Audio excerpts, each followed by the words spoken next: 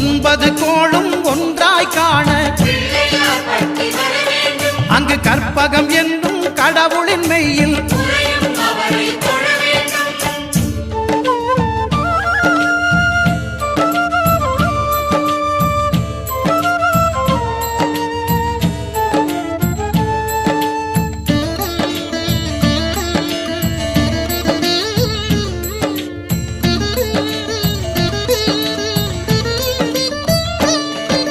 சுக்கிரன் பார்வை படுதல் வேண்டின்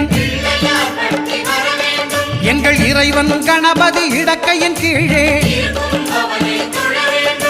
சுக்கிரன் பார்வை படுதல் வேண்டின் எங்கள் இறைவன் கணபதி இடக்கையின் கீழே புத்திர பாக்கியம் தருகிற பகவான் சுக்கிரன் அங்கே குடியிருப்பான் அவன் கற்பக